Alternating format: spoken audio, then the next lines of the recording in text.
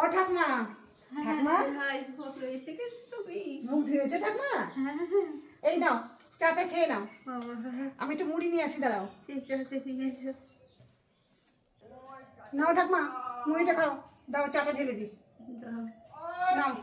তোমরা কত দেখো।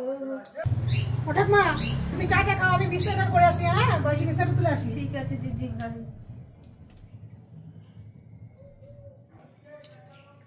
ও ঠাকমা, আমি বিছানা করে এসছি। হ্যাঁ, এবার তুমি চাটা খাওয়া গেছে? না, হয়নি। আচ্ছা খাও, আমি তোমার রাতের বাসনগুলো মেজে দিয়ে আসি। হ্যাঁ ঠিক খাও। আছে, ঠিক আছে।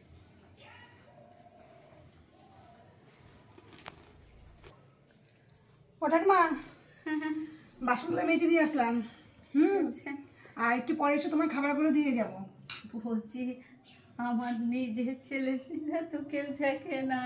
একজন থাকে বিদেশে, একজন থাকে ভালো চাকরি করে পেয়েছে অফিসে, কলকাতায় থাকে। আমার দেখা তাদের সময় নেই। তোমরা কত ভালো, কত যেমন মনে হয় কেউ ছিলে আমার।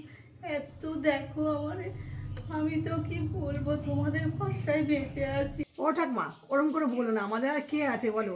দিদা, দাদু, ঠাকুরদা, ঠাকমা কেউ নেই। আমরা তো সেই ছোটবেলা থেকে তোমাকেই দেখে আসছি। আমি তাদের ভালোবাসা কোনদিন পাইনি, যেটুকুনি ভালোবাসা পেয়েছি সব তোমার কাছেই।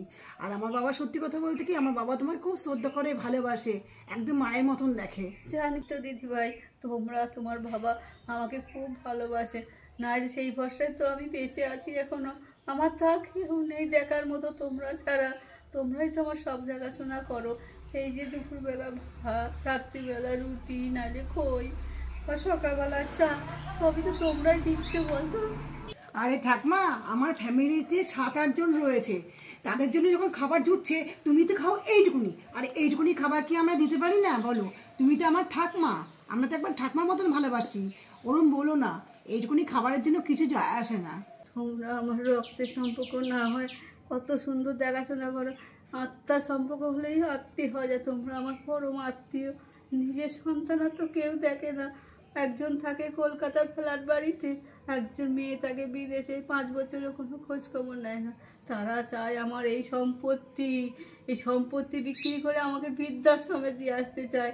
আমি কেন বৃদ্ধাশ্রমে যাবো বলো? এইটা আমার শ্বশুর বাড়ির ভিটে, এখানে আমি বউ হয়ে এসেছি, এই বাড়িতেই আমি মরতে চাই। বলছি দিদিভাই, তুমি তোমার বাবাকে একটু আসতে বলো তো, খুব দরকার আছে। ও ঠাকমা, বাবার সঙ্গে কি দরকার আছে আমাকে বলো, আমি বাবাকে বলে দেবো। তোমার বাবার সঙ্গে দরকার আছে। তোমার বাবা একটা ভালো উকিল নিয়ে আসবে। আমার এই যত সম্পত্তি, বাড়িঘর সব আমি তোমার বাবা তোমার নামে লিখে দিতে চাই। কেন, আমি মরে গেলে ওরা রক্তের সম্পর্ক দোহাই দিয়ে সব নিয়ে চলে যাবে, বিক্রি করে তোমাদের কিচ্ছু দেবে না। তোমরা আমার শেষ বয়সে ভরসা এত কিছু করছো, এই সময়টায় তোমরা আপন হয়ে পাশে আছো। তোমরাই সম্পত্তি পাবে না, তা কি ওরা পাবে?